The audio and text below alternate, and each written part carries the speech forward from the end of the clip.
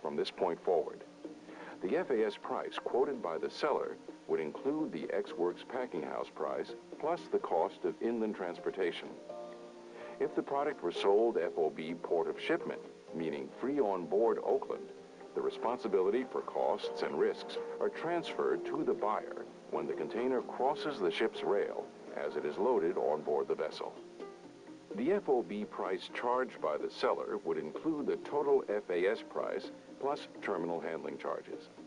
It's not unusual for there to be confusion between buyer and seller over who pays the terminal handling charges. According to the Incoterms, the buyer pays terminal handling charges for an FAS shipment, and the exporter pays these charges for an FOB shipment. To avoid any misunderstanding, you can spell out in the letter of credit who is responsible for paying the terminal handling charges. With a container now stowed on board the vessel, the carrier can prepare the bill of lading. Since we're holding the commercial invoice, we prepare what's called a bill of lading master. That bill of lading master is used by the carrier to actually prepare an actual bill of lading, which is a negotiable instrument. And actually, that bill of lading specifies during what stages who has title of the goods. So it's very important. With the vessel now at sea, freight charges are incurred. To quote a price that includes the cost of freight, there are two terms of sale commonly used. Cost and freight port of destination, referred to as CFR in the revised Incoterms, or CNF in the old Incoterms.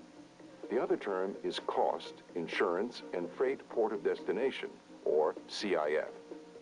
In a CFR quote, the cost of ocean transportation is borne by the seller, but the buyer is responsible for loss or damage to the product during transport.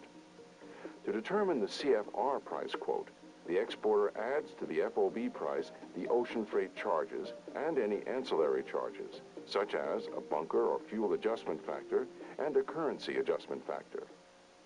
CNF leaves out the insurance often because the company may be shipping within its corporate structure and there's adequate insurance to cover already moves of this nature.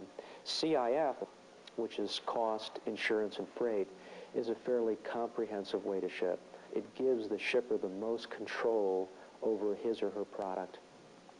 And control in international trade is pretty important. The seller can calculate the CIF price quote by taking the total CFR price and adding the cost of insurance to it. Or in review, the CIF price is determined by totaling all of the costs incurred in the process of exporting the product to the port of destination.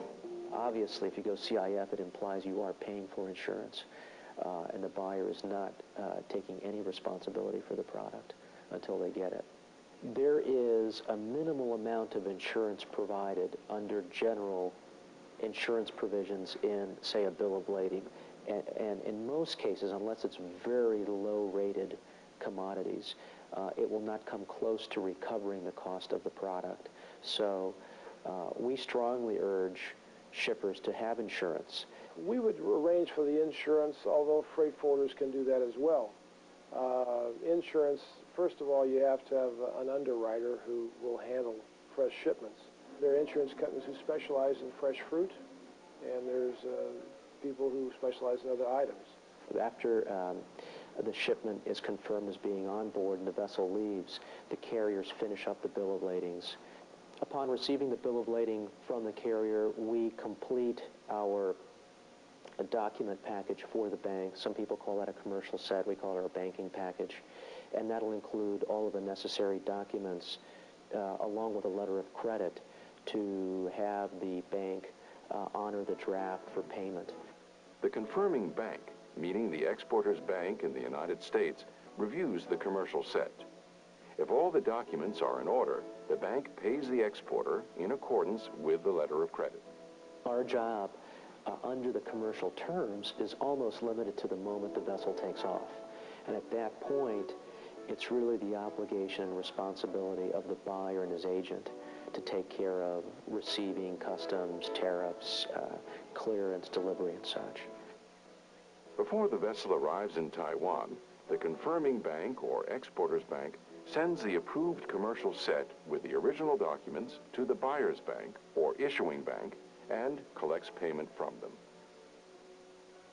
Then, in a typical transaction, the issuing bank collects payment from the buyer in exchange for the commercial set, which acts as title to the shipment. And in that set of documents, you have a commercial invoice, you have an original bill of lading, you have a phytosanitary certificate, you have an inspection certificate in there. And with those set documents with the import permit together, present to our custom here, and to require for the release of cargo.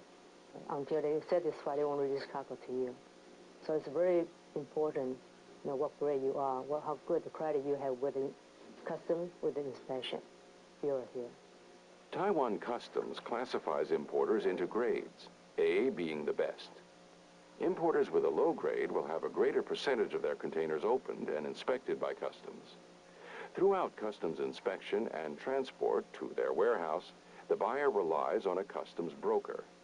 After everything released, then they will make arrangement inland trucking to send those containers to the warehouse. And so when this container delivered to the warehouse, usually buyer will be there or buyer representative will be there. And they will open the container, open the seal, open the container, and take a look at the fruit first. If there is a problem with the product, the first thing the buyer checks is the container's temperature recording device and the recorders inserted in the load by the exporter. With that completed, they notify the exporter that there is a problem. We will make arrangement for the inspection service to come to do survey report. And in the same time, if steamship carrier, they have a question in their mind, they think there's nothing wrong with their temperature, they can make another inspection bureau come take a look at it. In the case of this shipment, no claim was necessary. The product arrived in good condition. The buyer was satisfied. The apples were sold in the Taiwan market, and the exporter was paid. And all because everyone involved in the process paid attention to the details. In the export business, there's so many details that have to be followed up. Not only do you have to pick it right, you have to do every aspect in the whole chain correctly. So I guess the point is that if you decide to be in the export business, you need to take care of every single detail. You can't miss a single step.